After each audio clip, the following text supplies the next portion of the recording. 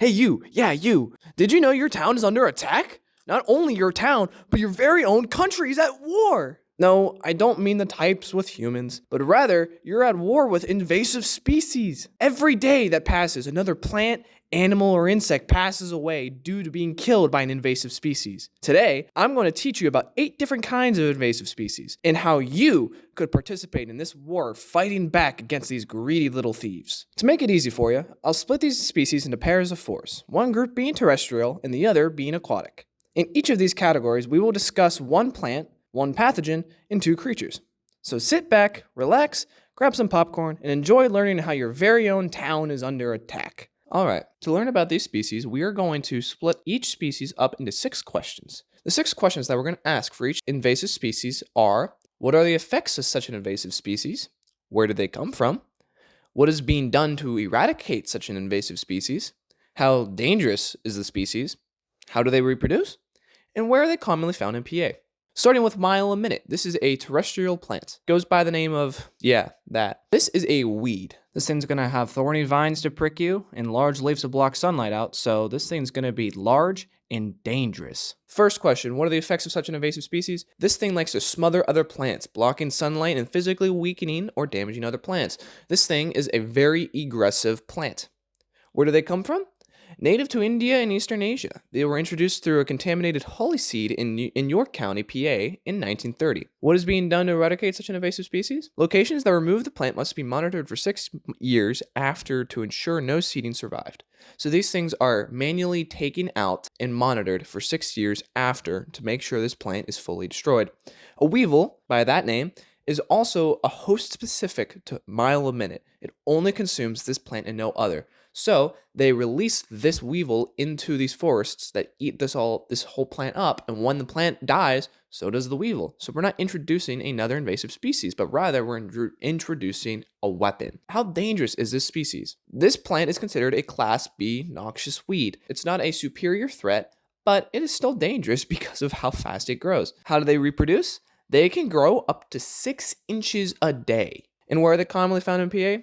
This was first found in York County, PA, but it can also be found all across Pennsylvania. Moving on to the first aquatic plant, Hydrilla, or water thyme, goes by the name of this. These stems can grow up to 1 to 2 millimeters long, leaves arranged in whorls of 2 to 8 around the stem. What are the effects of such an invasive species? This is a very competitive plant outgrowing others. So this thing likes to eat up all the resources, preventing other plants from taking them in to grow themselves. Where do they come from? They are native to Asia, Africa, and Australia. This was introduced in around the 1950s to 60s from aquariums dumping them in Florida due to the plant being considered unsatisfactory. What is being done to eradicate such an invasive species? To remove this plant, they introduced another invasive species. Yeah, I know, another invasive species to get of another invasive species. That's crazy. They introduced the grass carp, and they also introduced the Bagus weevils and the Asian Hydrilla leaf mining fly. How dangerous is this species? They can carry a dangerous neurotoxin which is a fatal brain wasting disease. How do they reproduce? It grows about 1 inch a day. It can fragment and grow otherwise, so if the plant gets cut in half and a piece of the half flows down the river and it gets caught on something, it can actually end up growing there. Where are they commonly found in PA? Practically any fresh water system all throughout PA could contain this plant. Moving on to the terrestrial plant pathogen, white pine blister rust. It goes by the name of this. This thing causes white and yellow blisters to grow on trees, gummy orange ooze, and swelling. What are the effects? This thing likes to infect different branches and get rid of its leaves. What happens when a tree loses its leaves? It can't gain any food. Therefore, the tree just dies. So where do they come from? These things were found in Minnesota commonly. It was introduced in the early 1900s, arrived from Europe. What is being done to eradicate such an invasive species? The best way to get rid of this infection is by breeding resistant trees and removing infected ones.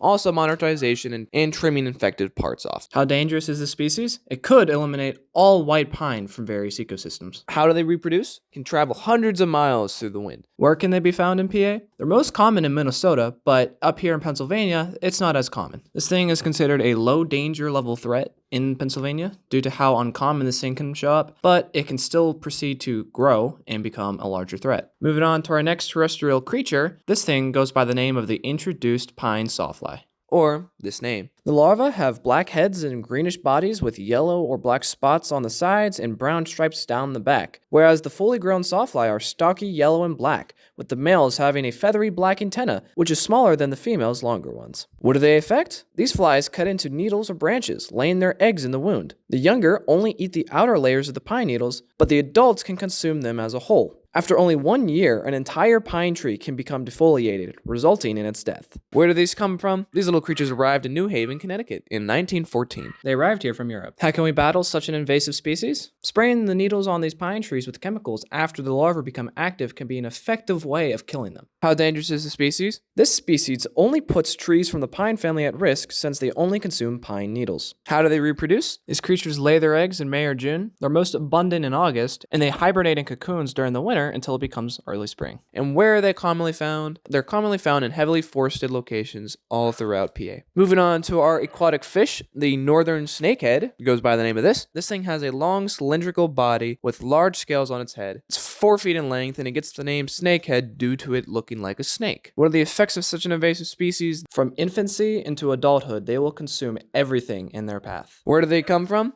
They are native to Asia and Africa, also to China, Korea, and Russia. These creatures were first discovered in California around 1997, but they were found in PA around July 2004. What is being done to eradicate such an invasive species? If such a fish was caught, you were encouraged to kill it rather than releasing it back into the wild. How dangerous is the species? It is banned from commission and not widely established. Detected in some areas, but emerging in others. How do they reproduce? There's not much known about the reproductive cycle of this creature, but we do know that they tend to breed around the summertime between June and August. Where are they commonly found in PA? They're not widely established, but they can be detected in some areas. It is still considered an emerging invasive species. Moving on to our aquatic fish pathogen. This thing is called Whirling disease, or Bisnay.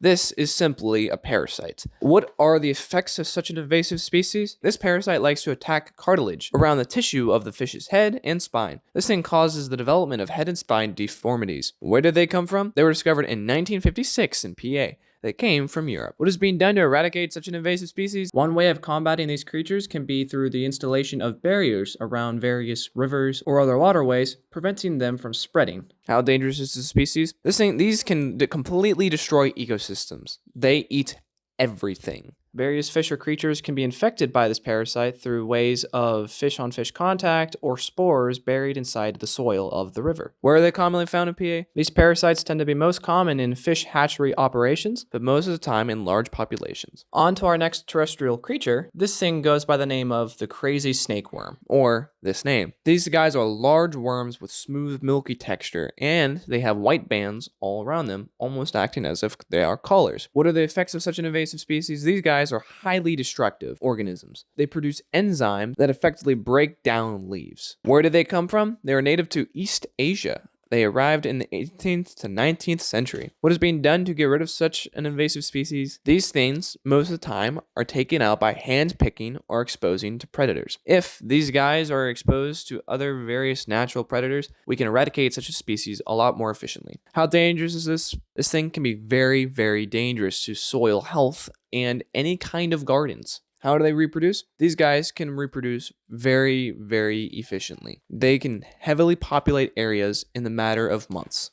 Where are they commonly found in PA? They are most commonly found in Adams County, but they can also be found all throughout PA in itself. And lastly, our aquatic bird.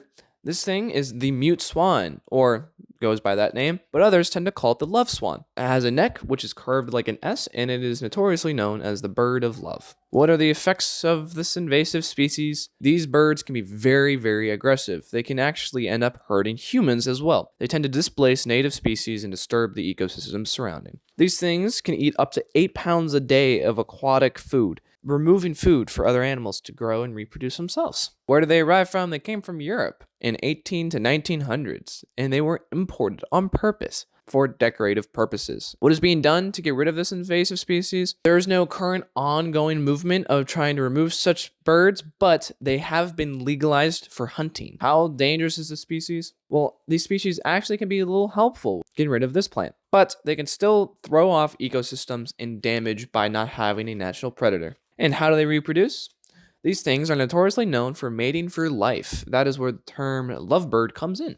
And where they're commonly found in PA, they can most commonly be found in more upkept areas such as parks. According to an article on the New York Times, over $423 billion of damage were caused due to invasive species such as these. So maybe the next time you find a really cool exotic plant that you maybe want to give to your girlfriend, maybe think twice about just dumping that into the river. You don't really want to be the cause of billions of dollars, do you? Well, I hope you all learned something today. I know I did. So stay safe on the battlefield. Continue fighting this war because we will never give up on these invasive species. We physically can't keep affording it.